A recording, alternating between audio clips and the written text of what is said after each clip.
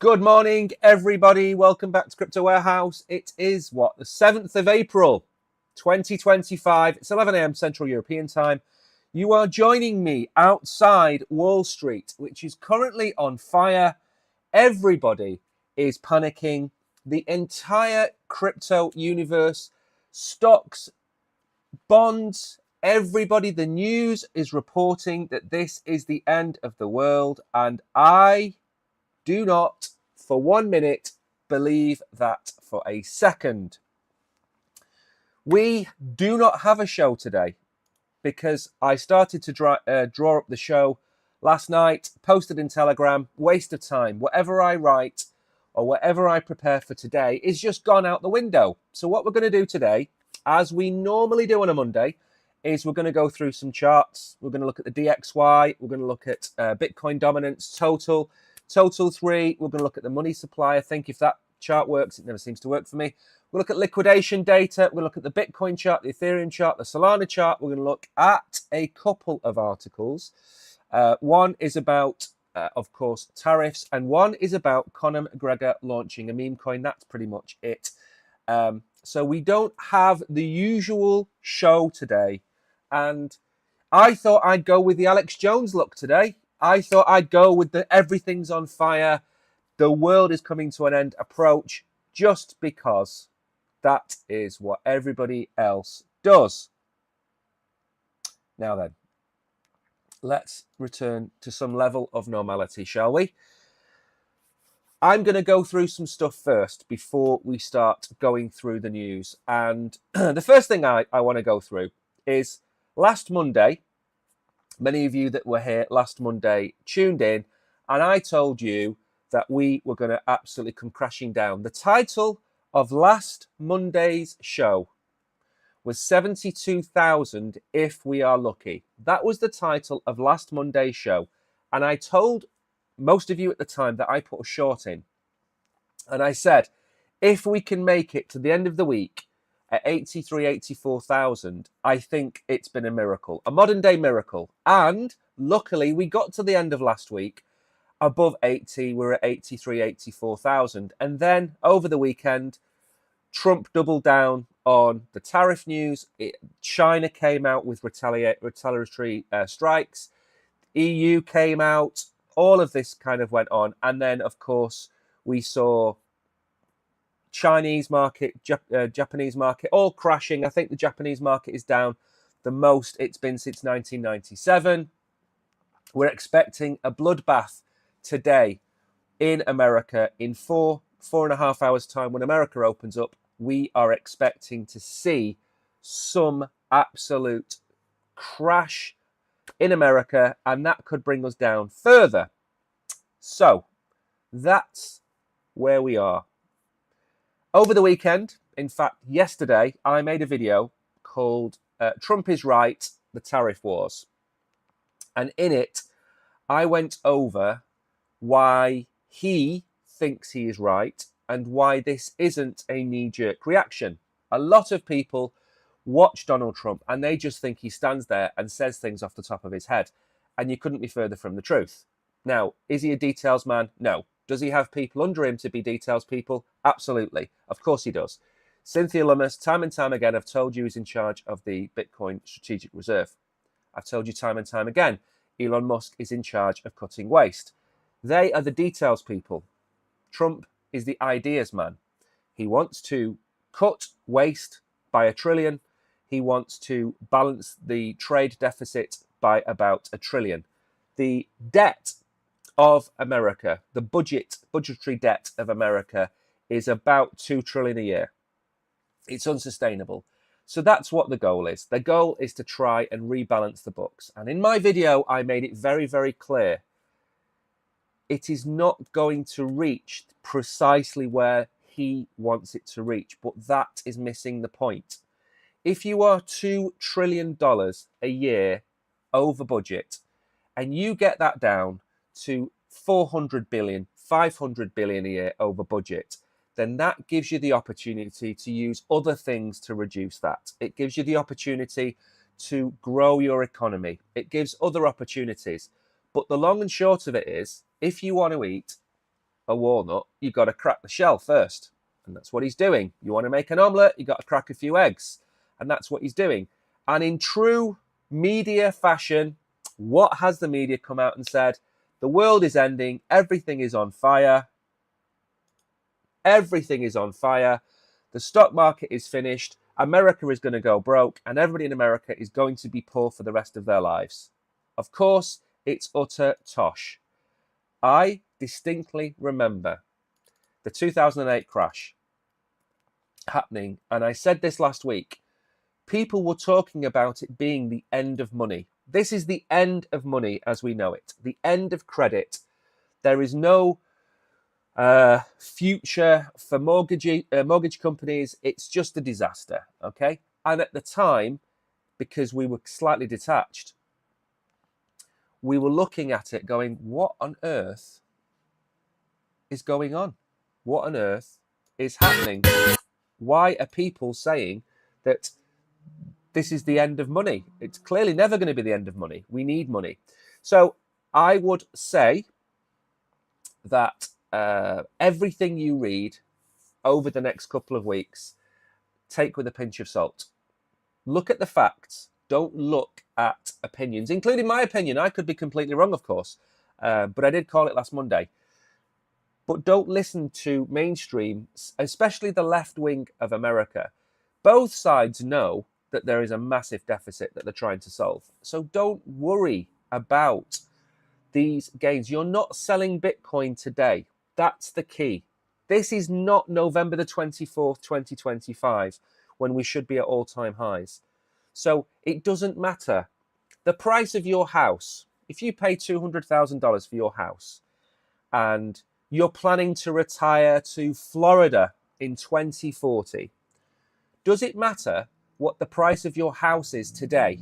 Does it matter what the price of your house is in 2030 or 2035? No, it doesn't. It matters what the price of your house is in 2040. That's what matters.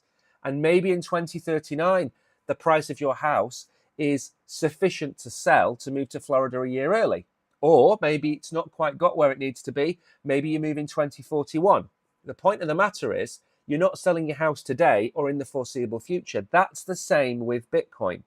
Now, the other thing to say is, if we know that this is a short-term market reaction to America and American tariffs, and if we know that this tariff war isn't going to go on for the next 3 years, if we know all of these things, then what does that mean? It means that you have an opportunity to acquire whichever assets you want to acquire. Now, Bitcoin is obviously the number one there. Do you want to go and buy more Bitcoin? Do you want to go and buy more Ethereum, more Solana, more ICP, more Link, more Cardano, whatever it might be? Because if you do, these are the prices, and around these prices, this is what you should be looking to acquire them for. We said last week, and we're going to look at this when we look at the prices in a minute. We gave you some prices that we thought these coins could go to if we had this correction. And at $125, $135 for Solana, I said $100 to $110 is a really good price to buy Solana. And I think we're at that price. I think I said 40 to 45 to 50 cents maybe for Cardano. I imagine we're going to be there. Under $2 for XRP. I imagine we're going to be there. Should we go and have a look and see where we are? Let me bring up the prices and go and see. I'll say good morning to whoever's in chat. Again, I don't even know if anybody is going to be here today. That's the thing. Is anybody alive? Let me go and check chat. I did log in and start a poll as well today. So I should probably go and have a look at the poll and see who is here. So who do we have? We've got KB, we've got Velvet Rope, we've got Hidden. Good morning to you all. Let me refresh this. We have Eugene. I love this craziness. Yeah, you and me both. We have a poll question today. The poll question, which only a couple of people have answered so far. What is the bottom? 74, below 70, or it's all over. They are your questions today. Where do you think Bitcoin is going to? If you are in chat, say hello. Remember, this is an opportunity. Okay, this is an opportunity for you to acquire Bitcoin and whatever it might be at good prices. Now, I'm going to go through some targets in a minute that may or may not come to pass, may I add. But let's very quickly go through where we are. Now, Solana is at $100. We said $100 to $110 is a good price for Solana. Cardano is at 54 cents. It's not fallen as far as I thought it was going to be. I think 50 cents is a good price for Cardano. XRP is 176. Again, if we're going to look at, let's say, a $5 XRP, then that's a 3x from where we are. Ethereum is at $1,500. My two bottoms were $1,900 and $1,700. $1,500 for Ethereum. I'm going to show you on the chart in a minute why that is so significant. And Bitcoin has moved back up to 76,000, but it did touch 74,000. And I'm going to show you in the chart in a minute why that was so important. Why that bounce happened. Why did Bitcoin hit 74,000 and bounce? Okay. You can look at these things. If you're new to crypto and you look at these numbers and you think, why did it bounce off 74,000? Why did Ethereum go to 1,500? Why is Solana stuck at $100? Why do these numbers matter? I'm going to show you in the charts why these numbers matter and why you should use these opportunities to dollar cost average in. If you're buying Bitcoin every week, this doesn't matter. If you're buying Ethereum, if you're buying Solana, none of this matters. Just keep doing what you're doing. Maybe you double up. Maybe if you're buying $50 of Bitcoin a week, maybe you buy $100 of Bitcoin this week. So let's not worry too much. Tariq is in chat. Good morning, Tariq. I hope you are well. Remember, smash the like button. Give us a follow. Subscribe. If you want to become a subscribed OG member of Crypto Warehouse and help us out. Remember, we are here to serve. And unlike many, I've watched 3 other YouTube crypto people this morning. And I think it's a combination of they're either predicting the end of the world, which I think is overrated and overblown, or they are now rewording their arguments as to why this is the right thing for Bitcoin. I don't think either of those two things are right, but we're going to show you in a minute anyway. So Bitcoin coming at 76, Ethereum 1,500, XRP, a good price there. Solana, what else do we have on here that's on sale? Toncoin below $3. That's not fallen too much, really. Chainlink at $10. What a steal. Stellar, I'm not really interested in. Avalanche is holding up not too bad at $15. Mantra at $6. That's a good price. We said quite a few weeks ago now, if Mantra got down to $5 or $6, that would be a good place to buy that. Mantra is getting a lot of heat and hate, and people are saying that it's a scam. People are saying that the tokenomics don't stack up. People are saying that it's overhyped. All of these things. It's a real world asset project. Majority of them are going to do well. Some won't. But Mantra has been one of the darlings so far. It went from 50-60 cents when we first looked at it. It's done a 10x already. Maybe it tops out at $10 this bull run. And if it does, it'll have done a 15x and you've made a lot of money out of it. Sui is a real bargain there. $1.80. Absolute bargain. Hedera, again, not too bad. There's lots and lots of coins down here to pick up. Look at Litecoin at $65. That's pretty low for Litecoin. I mean, we're getting back on some coins. We're getting back to pre-October 2023 pumps. Some coins we're getting back to pre-January 2024 pumps. So we really are seeing massive retracements in lots and lots of these coins. We probably shouldn't look too much for now. This is going to be the fun bit. What hasn't lost any money? Carver is up $1. It's up $1. It's up 1%. Everything else as you'd expect. Now, this is the bit where you can find your bargains. What is down the most? Litecoin 20%, Move 19%, Sonic at 39 cents is a bargain. Aave is down 18%. There are just so many opportunities. Look at Ethereum down there. It's down 17%.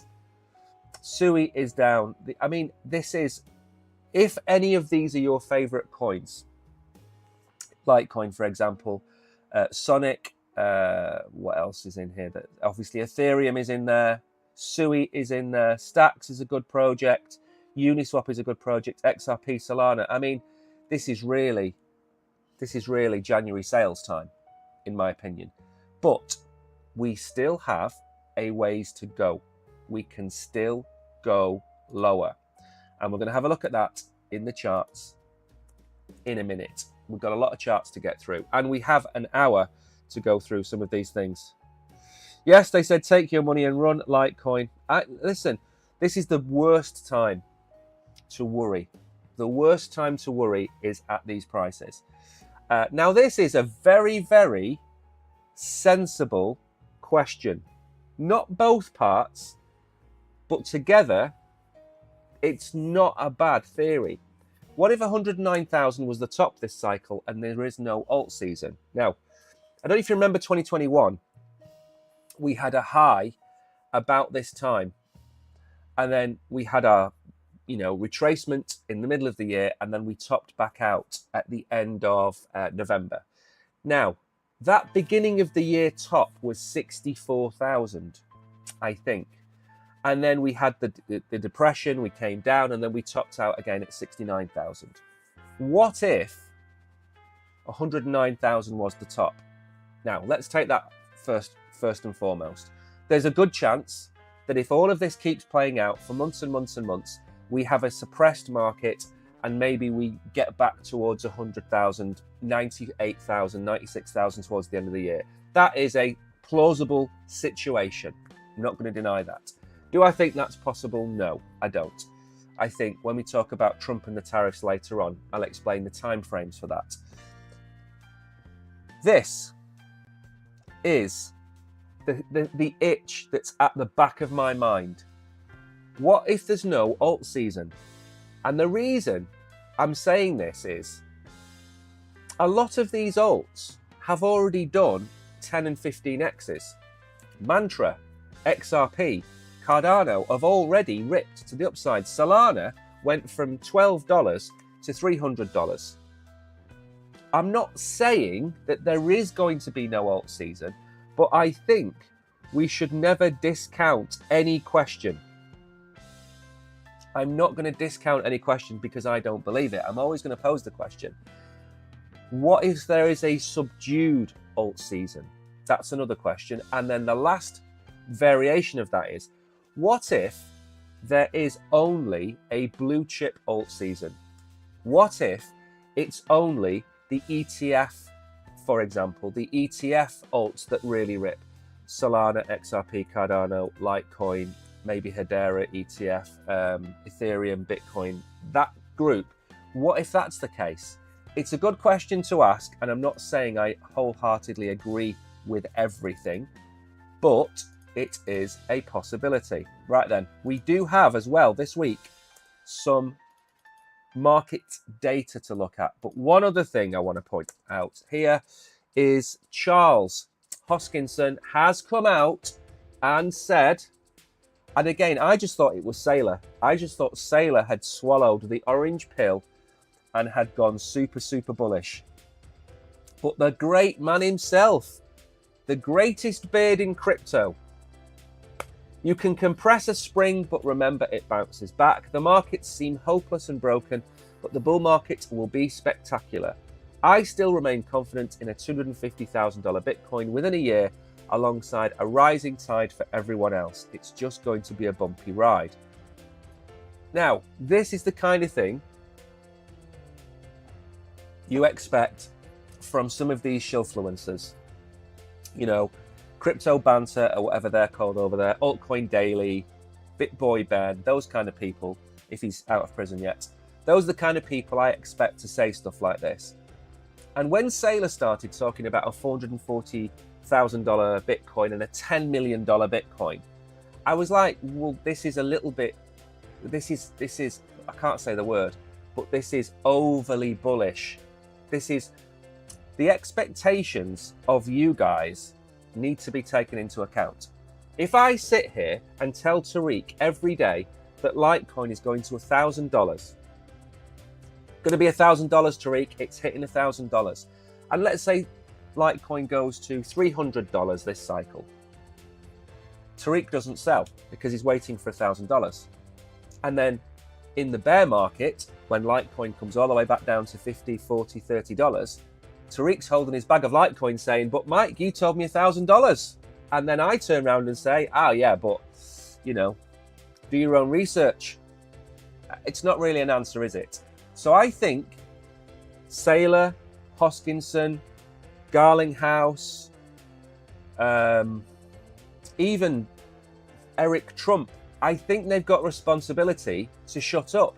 I think they've got responsibility to keep some of these targets to themselves, because I do not think we're going to $250,000. Now, could Michael Saylor and Charles Hoskinson and Brad all know something that we don't? Absolutely. So the chances of Charles and Michael Saylor and Brad being right are greater than the likes of Crypto Banter, Altcoin Daily, and the crypto bros, okay? Because the crypto bros, they just talk things up and talk things down. Everything is extremes. So maybe Charles knows something we don't. Maybe Saylor knows something we don't, because they both started doing the same thing, which is overhyping the long-term price of Bitcoin. They both started doing it after the summit at the White House. That's when it coincides with. So maybe they know something that we don't. Maybe they know an Apple or an Alphabet or a Microsoft. Maybe they know that they're going to go out and buy 5, 10, 20 billion dollars worth of Bitcoin. Maybe. And maybe I don't know that information, but it hasn't been signposted. Right, CRV, yeah, good shout. Say, Cardano, Axelar, Maple, Crow, Ondo, LCX, and NEAR. The ones I hold, certainly I hold Cardano, I hold Maple, I hold Crow, I hold Ondo, and I hold NEAR. And again, it's all well and good having 100 cryptocurrencies in this bull run. If you want to do that, fine. But I think 8 to 12 cryptocurrencies is a good number for a portfolio. Okay, that's my advice, not financial, of course. A good number. And in that, you want to pick the horses that are going to win the race. And you want to pick coins that are maybe in different niches. And the Americans, they say niche. I mean, what is niche? Niche. They have gone with, you know, if you go, for example, with Bitcoin, Ethereum, Cardano, you've got your layer ones. If you go with NEAR, FET, Render, you've got some AI in there. Real world assets, you've got Ondo, you've got Maple, you have Goldfinch, which is, again, getting a bad time. You've got Mantra, again, that's the real world asset side. Synthetics, I don't think Synthetics does as well as it should do, but there you go. And then, of course, you have, what else have you got? Say, a good other project. Axelar, LCX, yeah, I mean, it's not bad. Crow, I've got Crow. Crow's going to get an ETF, and it's going to be part of other ETFs. So I think Crow is a solid return from here. I don't know what that's going to go to. I think I've said 60 cents. Everybody keeps telling me it's going to go to $2.71, and that's never going to happen. But I think, seriously, 60 cents from here for Crow is a 6x. I don't know what more people want. But anyway, I'm not quite sure why you're getting this kind of bullishness from all of the big bros, other than they know something that we don't. And if they do, and I'm wrong, and we go to $250,000 Bitcoin, believe you me, I will be dancing in the streets. Right then, I like the Don, but his kids irritate the hell out of me. I think the problem is that I think Barron, Trump, long term, he's just got this sinister, calm confidence about him. And when I look at Eric and Donald Trump Jr., I think they're all like a bit mouthy, a little bit gobby, a little bit living off the father's reputation. With Barron, I think Barron wants to be his own man. And that, for me, is sinister for the Democrats. Because I think he's didn't they say he's got some kind of ridiculous IQ? He's 6'7" or whatever he is. He's sinister. He helped win his dad the election. I think he's the danger to the Democrats, is Barron. I don't think it's Eric Trump. I've listened to Donald Trump Jr. talk, and he's got a spiel, and he's a nice guy, but he's not really. I don't think he's mentally up there, I think. Now then, we have some we have some market watches, what's happening this week. I think the big day is Thursday. Thursday, we get the Consumer Price Index, the CPI year over year, the core CPI. We should also have, don't we have a talk from somebody as well this week? But anyway, the CPI data comes out this week. That's going to be inflation. And I think that's what we need to keep an eye on. So Thursday is the day this week where we get lots of breaking news. And you know what? It's a drop in the ocean to what we're getting now. Right then, should we move on and get on with some actual charts? I suppose we should look at liquidations. First up, how many people went long and got blown up? I'd say most of them. I would say most, if you go to 24 hours, liquidations in a 24-hour period, 1.4 billion. 1.22 billion for longs and 180 million for shorts. Again, I would not have longed at 80 or 82,000 Bitcoin, given the remarks from Trump. Given the way the market is, longing Bitcoin now is a recipe for disaster, or it was a recipe for disaster. Now we've had the move down, we can have another look at the Bitcoin price and see what the risk-reward level is of getting in at the prices we're at now, but we'll do that in a minute. So overall, 1.4 billion liquidations. As we've said on here before, people make news articles about $250 million being liquidated in crypto. It's not even a slice of toast. It's certainly not a full English. This is a full English. This is your eggs, your bacon, your sausage, your hash browns if you're American, your black pudding if you're from the north of England. This is a full English breakfast, this one. A 1.4 billion liquidation is a good amount to take out of the market. And I think that is a nice chunk. And why am I talking like this? Because I've seen the liquidation data, it deleverages the market. And that's a good thing, because an over-leveraged market, it overheats, people push to the extremes, and then it all comes crashing down. Every once in a while, you need to flush out the leverage. Good morning, Kishan. I hope you are well. Right then. This is the DXY. Now, the DXY has done pretty much what we wanted it to do. Now, I just want to mark something in here again. Everything changed there.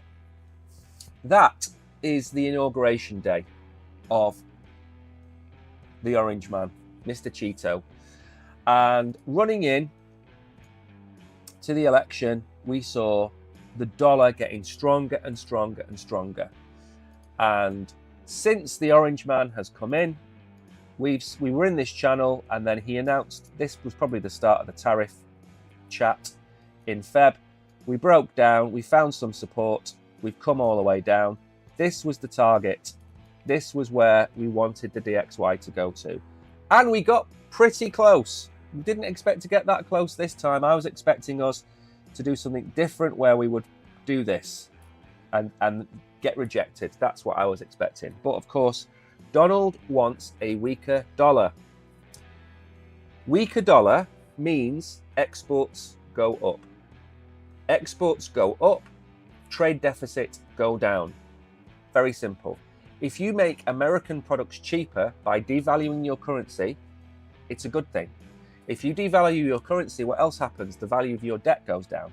So there's lots of reasons why he wants this number to go down. Now, I don't know what the plans are, but given where we are now, we could very easily go below 100.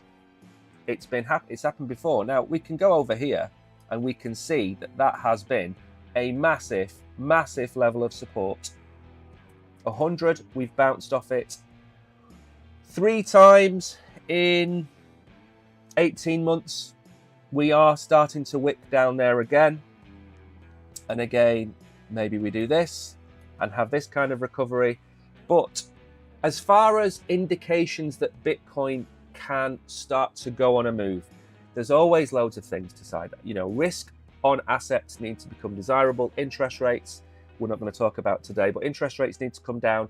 QE, the money printer, needs to be turned back on, and the DXY needs to come down. They are some, not all, some of the indicators that Bitcoin has the opportunity to move to the upside. So this coming down here is, believe it or not, a lot better than the dollar getting stronger. So this is a positive move for Bitcoin, and it's a positive move for what Trump wants to do with the economy, which is rebalance the trade deficit / government spending and get rid of the $2 trillion a year in additional debt that America is racking up, which is where it is now. Now then, this is, when Bilbo Baggins went on that walk to get rid of that ring, and he set off from the Shire, and it took 6 years and 3 films and 12 hours of unseen footage to do it. Do you remember that? Well, Bitcoin dominance should be renamed to Bilbo Baggins' Epic Journey, okay?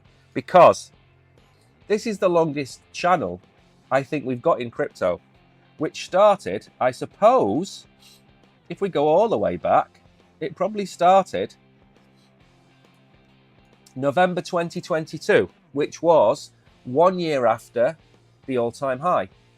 And since then, when Bitcoin dominance was at 40%, Bitcoin dominance has done nothing but go up and up and up.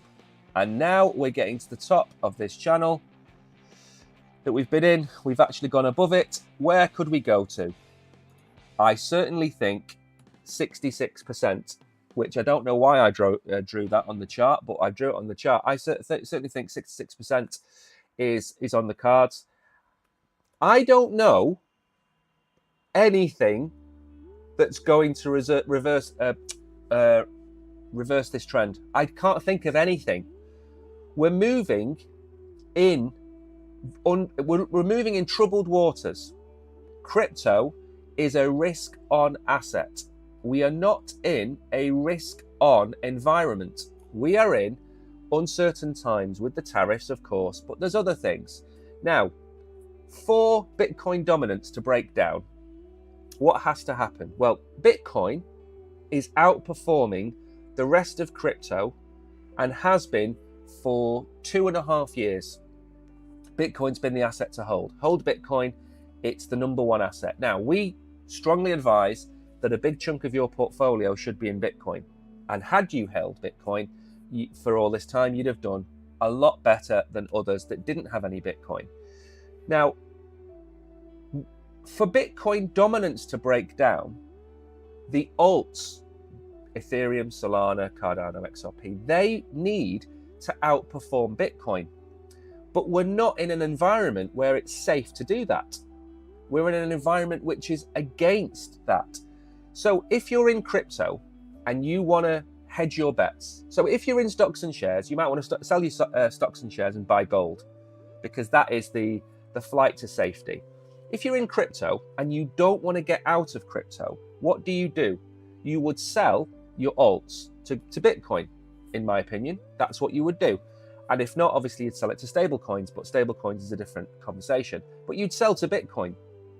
You would flee to the safest crypto asset.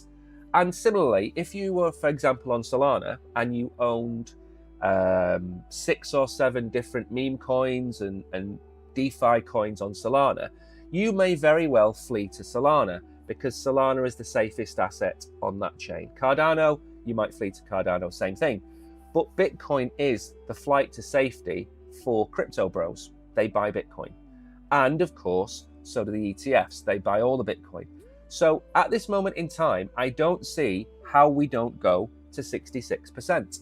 I don't see how this doesn't just keep going until we hit 66%.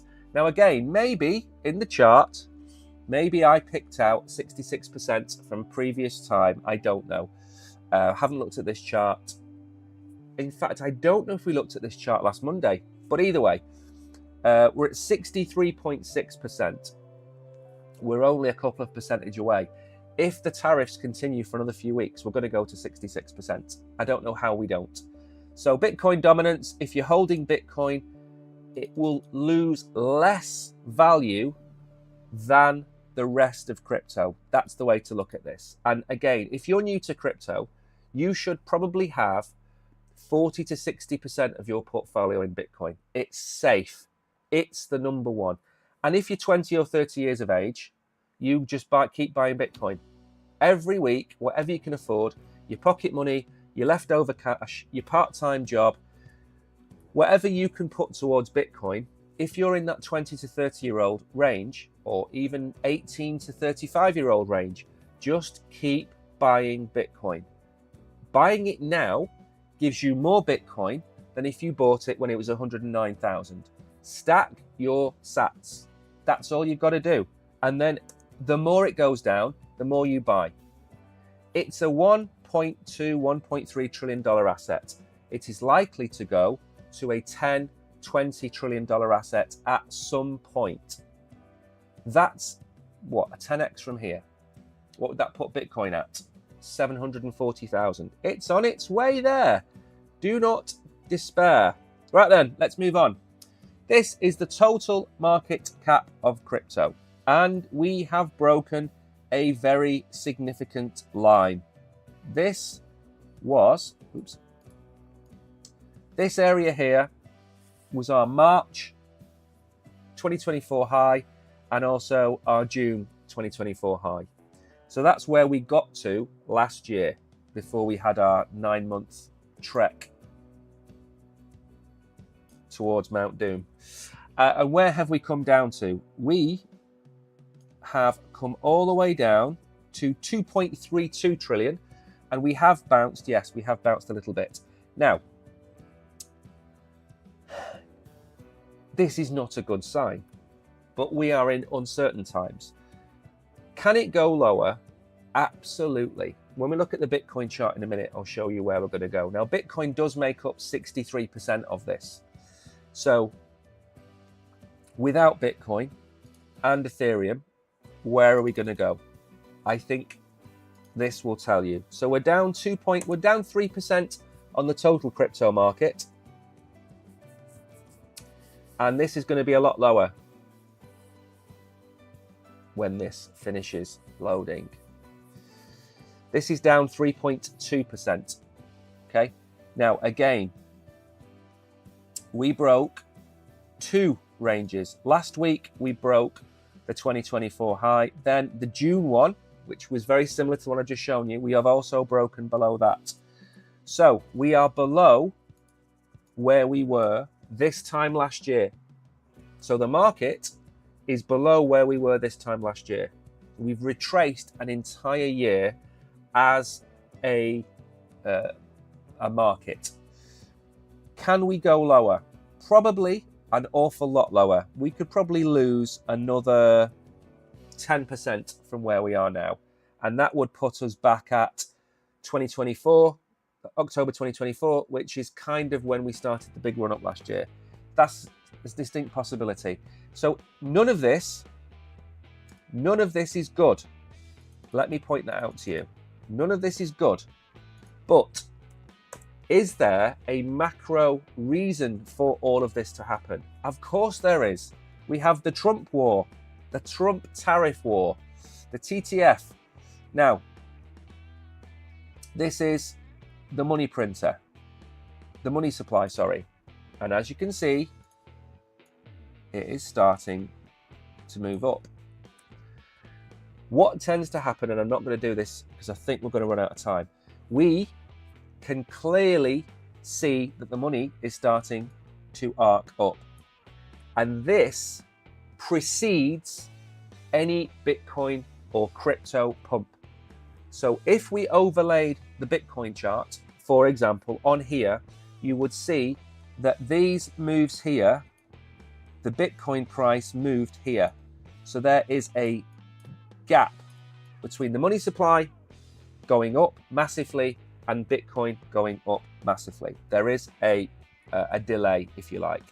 And that was one of the reasons why we thought maybe Bitcoin was going to try and avoid some of this absolute capitulation in the market, because it didn't capitulate last week when the markets did. Instead, it capitulated on Sunday when Trump came out and said, China, China, China, or whatever he said. Right then, let's have a look at the Bitcoin chart, see where we are, see how things are going. The big question is the market going to recover at October or November, as we are now in April? I think, that's a good question actually. I think when we get on to talk about the tariff article in a minute, I'll give you my timescales of where I think it's going to go. And bearing in mind now, I am the grandmaster of Bitcoin. I did say this was going to happen last Monday, and I also tweeted out this morning that I'm going to tell you where I think Bitcoin is going to bottom. And I have two scenarios. So I have two prices for you. Now, on here you can see buy the rumor, sell the news. Trump inauguration in the middle, 109,000. We've come down ever since. Look at the channel that we are in. Let me make sure this is appearing on the screen. There we go, perfect. My big head is in the way there. Right. Ever since Trump came into power, we've done nothing but go down. And we are in a channel. And we specifically told you that until we break this line here, we are going to do nothing but stay in this channel. And we have done. Now, the bottom of this channel, from where we are now, if we were to come straight down today, we would come down to there, which is 69,600 in this channel's range, if we came down today. Now, what is so important about 69,000? That just so happens to be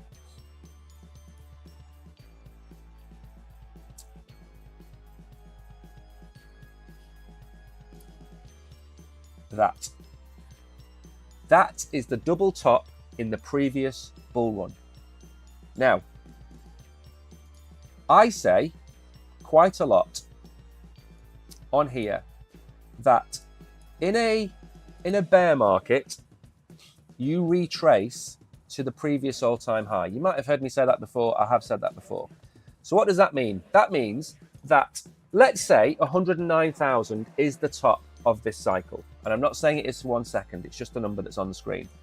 Now, in the next bull run, when we run Bitcoin up to 400, 500,000, 300,000, whatever it goes to, when we retrace, if the cycle stays the same, we would retrace to 109,000. Now, I've said all along, if we wick to 69,400, that's the bottom of the bear market. That's the bottom of the bear market that should be next year.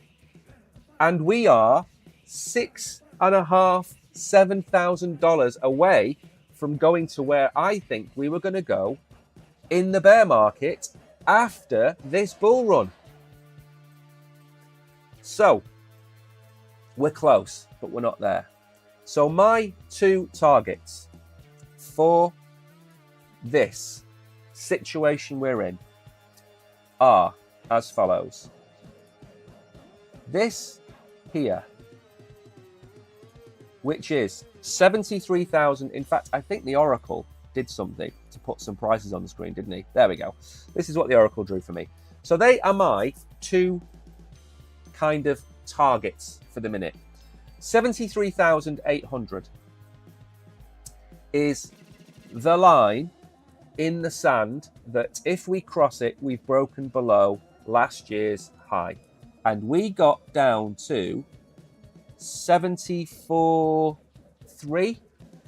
So we've got $500 away from that target. Now, if we go lower, the next thing we get to is 69.4, which coincidentally is the previous all-time high. So my two targets are 73.8, which we've pretty much hit so far, and 69.4. Now, if we go below 69.4, we've still got plenty of other things we can wick down to. You know, we can come along here. We've got a year of different prices over here. We've been in this range. We were in this range from March 24 to October 24. We did this. So could Bitcoin just do that? Yes, if the tariffs continue. And this is where the macro overtakes the charts, in my opinion. Because irrespective of how happy we are and how bullish we are, everything is now out the window. We now need to look at where Bitcoin can find some level of support. Are the stock markets going to keep going down? No, because we have breakers. So if the stock market goes down 7%, we have a breaker. If it goes down 14 and 21%, they have breakers in place. What does that mean? It means the stock market stops. What doesn't Bitcoin have? It doesn't have a breaker. There's no breaker. You can't stop people trading 24/7, 365 in Bitcoin. That's the entire point of having it. It's outside of influence of the NASDAQ or the FTSE or anything like that. It's outside of their influence. That's the point. So, whereas in 4 hours' time, the stock market could stop trading when it's down 7%, Bitcoin could quite simply do that for 3 hours while the stock market is closed. Can, could, should, would, all of those words that I don't like come into play. So 73.8 for me, we need it to hold. Okay. We can look at the RSI, massively oversold. We can look at any technical chart you want, and it's not going to matter a jot until Donald Trump opens his mouth. It doesn't matter how we look at this. The same thing happened during COVID. It doesn't matter what we say about the charts or the setups, but what does matter is seeing the prices. So I said at the very start of the stream, why was $74,000 important? Why did we wick down there? Because that was the high there. Why is 69,400 the next target down for me? Because that was the 2021 high. So they are significant prices. Can we go lower? Well, if you remember way back here to this wick, we came down to 49,000. And even the chat watching me capitulated. Even everybody in chat was saying it was all over. Everything is finished. Bitcoin is finished. Now, just to put that into context, and I'm never going to get this working. There we go. Right. So from that low of 49,000, when I was telling you that the bull run isn't over and we're going to keep going up, we did a 117% move from 49,000. So, even if Bitcoin goes to 60,000 or 59,000, and it does a 117% move from there, we are back at 125,000. We talk about Bitcoin can go down as fast as it goes up. Look at that move. That happened between October and December. It took 3 months. So Tariq's question is, Tariq's question is, we're in April, what's going to happen? Now, seasonality comes into play, the summer, all that comes into play. But if tomorrow Trump announces that they have agreed tariffs with 50, 60 countries around the world, and the EU, and China, and Mexico, and Canada, we're going to be back over $90,000. But that's not going to happen. If in 2 or 3 weeks' time, there is no announcement on any country and everything is status quo, we could be at 58, 59,000. What's the chances of that happening? 0. Why are the chances of that being 0? Because there's already countries, Vietnam, Thailand, the UK even, which is a big partner, they've already agreed the majority of the new tariffs. So the truth is somewhere in between. So my argument would be the truth is therefore somewhere between these. That's where I think the truth is. Not my truth, because I'll leave that to the woke people, but the truth is somewhere between these. Now look at where we are. We are more towards this number than that number. And if you think for 1 minute that we are not going to have renegotiated trades, go and watch the video I made yesterday. And I laid it all out, 20 minutes, with all of the different supporting bits of evidence, the news articles, the charts, the tweets, everything was out there. We're going to talk about that in a minute when we get onto the tariffs. But the truth is, we're in this range. And I think we are more likely to break that line than that line at this moment in time. Because this is not surprising to me. This was what I said last Monday. And I thought, by Friday last week, I thought I was wrong. Okay, and I think I closed my short. I can't remember when I said it on the stream. Thursday or Friday, I closed my short. I can't remember what day it was. And I thought I was wrong. I thought I'd completely got it wrong. And I thought Bitcoin has seen this off with hardly any scars. And again, I was right with what I predicted. I was wrong with my timing. And that's the key. It's all about timing. You could long Bitcoin at 109,000 and it go to 80,000. And then it can go to 180,000. Your timing was out, but your price target was right. I said we were going to go to $72,000 last week. Last Monday, I said we're going to $72,000. This is going to be a horrific week. And we held 82,000, 83,000. And I thought, to be honest, I was scratching my head. And I was like, I can't believe we've done this. The stock market's on fire. There's a tariff war going on. Trump's going around shouting at the EU, shouting at Canada and shouting at Mexico. How is Bitcoin not collapsing? And now it has. So this isn't a surprise, and it shouldn't be a surprise to you because I told you last week. But I'm also telling you that we are more towards the end of the capitulation than we are the beginning of the capitulation, because all of the bad news has come out. Do you all know what catastrophization means? It means that you find the worst possible outcome from a bit of news you've got. Okay? So, for example, your dog's got a limp and you take it to the vet, and the vet says, your dog's got a limp. And before he tells you what's wrong with the dog, immediately you're thinking, I've got to put the dog down, or the dog's got to lose its leg or whatever. And then he says, you need to put a splinter on it. Well, before that splinter comes out of the mouth, you get the catastrophization, which is the downside, where they try and price in the worst possible outcome. Now, there's a good chance that this is the worst possible outcome's price. 74 was the bounce. Yes. If we don't get any more good news today, the catastrophization could bring us down to 69,000. So we either have bounced, and we're going to start moving back up. Remind you of that $49,000 wick. That was one wick, and we came back up. Now, if we did that again, maybe we've got that right, and then maybe wiggle up. Okay, so maybe it takes a bit of time. So in answer to your question, Tariq, we could be at $91,000 by the end of April. We could be at 92,000. We could be over 90,000 by the end of April. We could also be racing towards 100,000 by the end of April, end of May, certainly. So the news, the traders are pricing in the worst case scenario to everything. And then that contagion spreads and spreads and spreads until there is a bit of good news.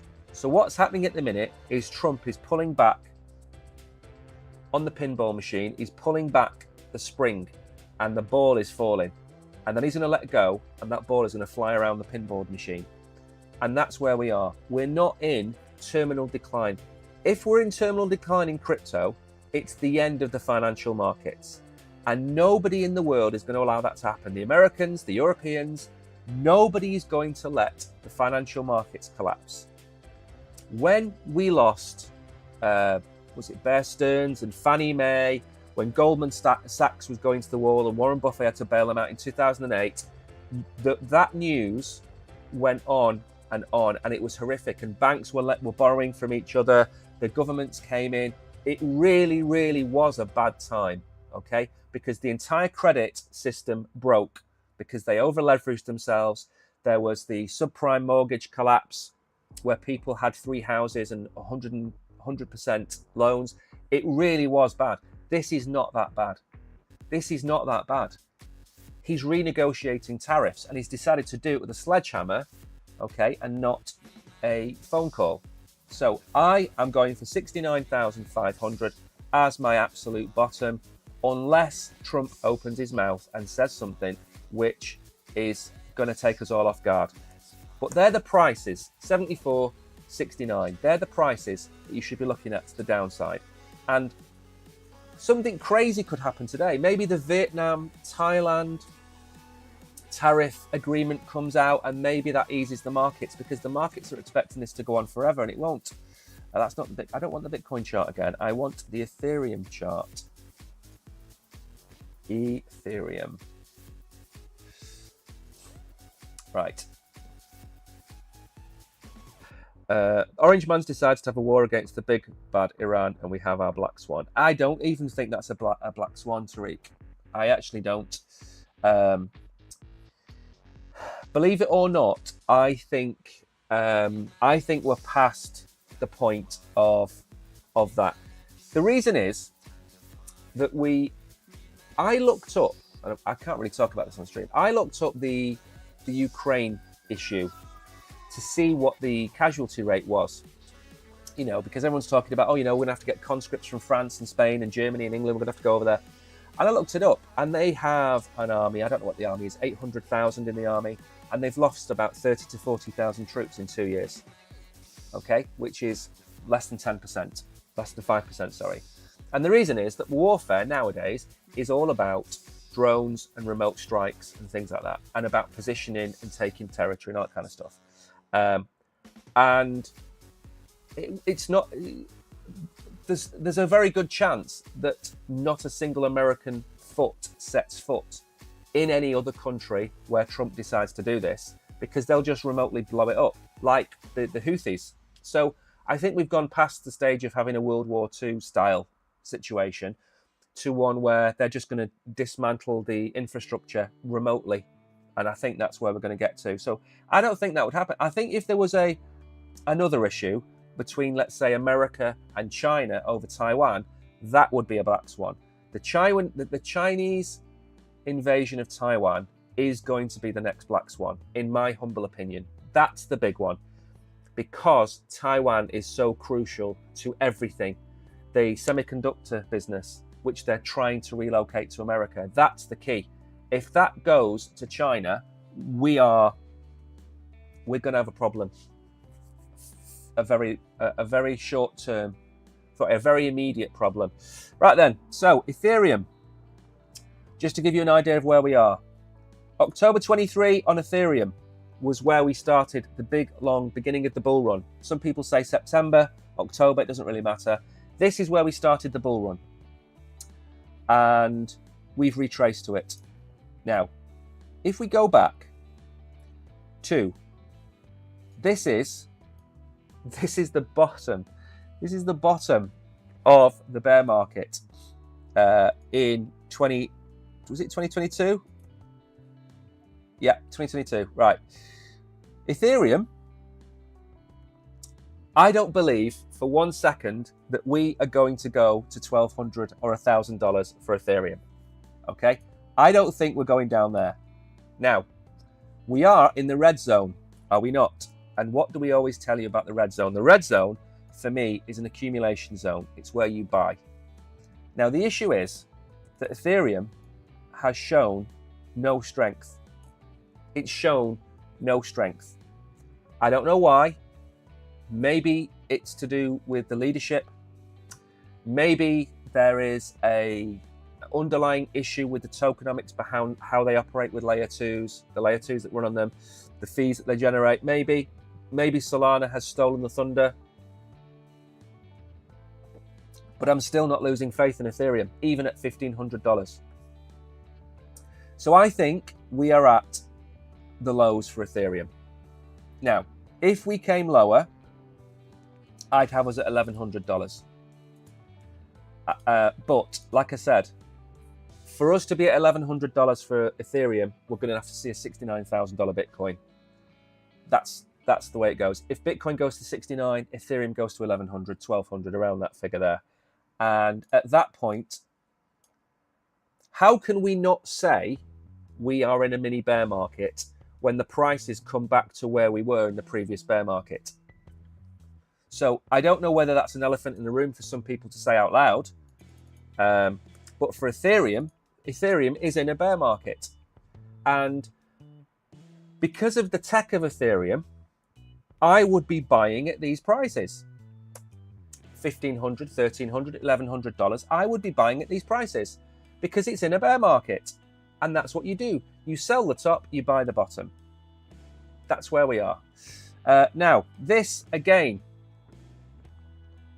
is where we said there was another accumulation zone.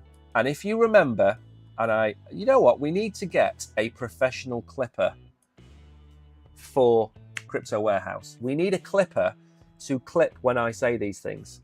Now, I said maybe a week or two ago, $100 to $110 is where you can accumulate Solana at a very, very good price. Because if we go to $500, my target, by the way, is $600 to $1,000 by the end of this bull run. And you can say that's overly optimistic right now, but it's got its ETF coming. So has XRP. And I think even if we just go to $300 from here, you've 3x your money. And we were at $300 here, which is January. So Solana, one of the top 5 assets in the world, has lost 66% of its value in 3 months. Now, unlike Ethereum, we are not at the bottom of where we were, because if we go back to if we go back to the FTX collapse, the bottom was $12, $13. That's where the Oracle bought his Solana, right? So we're a long way from that. And I don't think we're going to replicate that now. I don't think Solana is going to go to $12. Much as I'd like it to, it won't. So we're in the accumulation zone, which has a nice block over here, which was at the beginning of last year. Now, I suppose if we're looking for a lower price, I would be looking at maybe about $75 to $80. If we keep going down, if Bitcoin breaks to 69, like I've said with Ethereum going to 1,100 to 1,300, if Bitcoin goes down, then Solana could go to $80, $75 to $80. Now that's another 20%, yes, but remember, the alts capitulate more than Bitcoin. We've looked at the charts today. We showed you Bitcoin is down, 5-8%. We've shown you coins that are down 20% plus. So the beta, the alpha, whichever one it is, I should really get the correct one, is that they swing more than Bitcoin. But it also means that they bounce faster than Bitcoin as well. And that might be a reason why we see Bitcoin dominance break down a little bit later on. But this is the price to buy Solana. This is the price to buy Solana. Clip me on this If we go lower to $90, I am going to go and somehow buy more Solana with whatever I've got left. Now then, we're going to move on. It is now way after 12 o'clock. We have been talking for an hour without a single article. But like I said in Telegram yesterday, I might as well have not bothered preparing for today because we just have to talk about it. Bill Ackman says Trump may postpone tariffs. Again, Trump doesn't care about the markets in the short term. He has to fix the economy. And it's at the point where they are almost about to cross the Rubicon. It's that close. The debt is spiraling. They have to cut the debt. This has to happen. Now, does it happen to the exact tune? No. It happens to maybe they only remove 50% or 60% with these two moves, the tariffs and the Doge. Doge has already saved, what is it, 180 billion. So Doge is already 20% there. And then we're going to see the good times, and we'll get on to that in a minute. So he believes that he postpones them. I would therefore not be surprised to wake up on Monday with an announcement from the president that he is postponing the implementation of the tariffs to give him time to make deals. He mentioned that the US industrial base has been decimated over many decades, noting it's important to have a president who finally cares. Trump has gotten the world and our trading partners' attention and elevated the importance of resolving an unfair tariff regime that has harmed American workers and decimated. Yes, we know all this. Now, okay, let's get on to time frames because we've run out of time. I think in the next 2 weeks, the majority of trade deals will be done. And if they've not been done, they are just waiting for the I's to be dotted and the T's to be crossed. I think we've got 2 more weeks. The issue is China and the EU. That's the issue. Now, the EU are threatening to retaliate. China is threatening to retaliate, and they are the 2 big ones. Okay? Trump said himself that he believes that the EU was formed to combat America in terms of trade. And if you go back to the beginning of the EU, before it was the EU, it was a trading bloc. That's what the EU started out as, and that's how it should have remained. In my opinion, it should have remained as a trading bloc. So there's some truth in what he says about the EU, but he's trying to rebalance, and there will be negotiations, and they will come to a conclusion, but they will take a lot longer. Now, if Trump resolves the issues with the rest of the world, and to some extent China, then his eyes are solely focused on the EU. And at that point, I think the markets will stop panicking. And as I've said, we could have seen this. This could be capitulation day. Yesterday could be capitulation day. Friday in the stocks, capitulation day. I don't think we need to worry.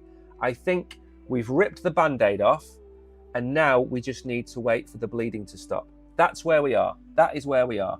And then finally, one last thing before I give you my final thoughts is this is another thing you need to avoid. And that is this. Conor McGregor has launched a meme coin. Do not buy this meme coin. Do not go near this meme coin. This is going to be a scam. It's called Real. Don't go near it. I don't care what he talks about in here. He is another celebrity promoting another coin. I don't care if this is the only one that ever makes it, because at the end of the day, we've got so many examples of how these go down 98%. It's not worth taking the risk. So please don't go and buy a meme coin. It's associated with gaming. I keep telling you, gaming tokens go to zero as well. This is a certain loss on your capital. If you've got any money and you think about buying this token, go to the mirror, slap yourself in the face, and say the word Bitcoin 3 times. And Michael Saylor will appear behind you, and he will walk you to your computer, and he will make you buy Bitcoin. So say Bitcoin 3 times in the mirror, and you will be saved by Saylor. Saylor will save you. Right then, I seem to have shrunk. Let me go back here for one last minute. I've really overrun today. I've overrun by about 10 minutes, which I do apologize for. Let's go up here. Right, there we go. So what do I expect today? I expect the stock market to go down another 4%, 3%. I think Bitcoin could follow. But we've got 3 or 4 hours before any of that can happen.